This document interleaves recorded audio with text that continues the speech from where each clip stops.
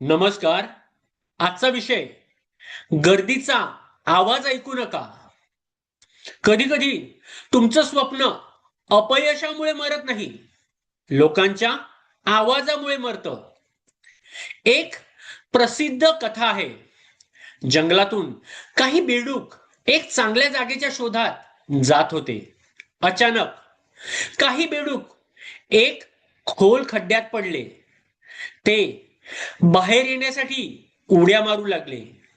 एकदा, दोनदा, पुन्हा पुन्हा, पण ते परत खाली घसरायचे. वर उभे असलेले बेडूक ओरडू लागले, थांबा, हे शक्य नाही. तुमची ताकद वाया घालू नका. हळूहळू खड्ड्यातले बेडूक प्रयत्न सोडू लागले, कारण खड्डा बदलला नव्हता, त्यांची स्वतःबद्दलची धारणा बदलली होती.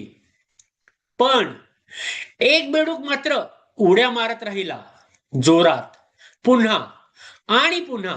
शेवटी तो बाहेर आला. कथेच्या शेवटी कळतं, तो बेडूक बहिरा होता. त्याला लोकांचा निरुत्साह ऐकूच आला नाही. त्याला वाटलं सगळेच त्याला प्रोत्साहन देत आहेत. ही कथा सोशल इन्फ्लुएन्स समजावते. आपल्या आसपासचे लोक काय मानतात याचा आपल्या निर्णयावर मोठा प्रभाव पडतो. एखादी गोष्ट वारंवार ऐकली की ती खरी वाटू लागते, फक्त ती परिचित असल्यामुळे. आपल्या आयुष्यातही असंच होतं.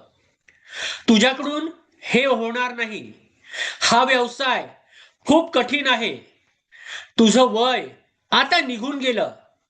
हा प्रश्न नाही की लोक काय म्हणतात, हा प्रश्न आहे त्यांच्या आवाजाला तुमच्या भविष्यावर किती अधिकार द्यायचा.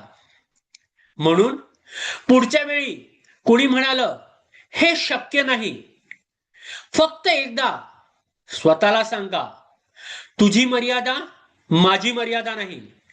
कारण प्रत्येक स्वप्नासमोर एक दिवस गर्दी उभी राहते, आणि त्या दिवशी तुमचं भविष्य ठरवतं तुमचं भविष्य ठरवत नाही की गर्दी किती मोठी होती, ते ठरवतं तुम्ही अजून एक उडी मारली की नाही.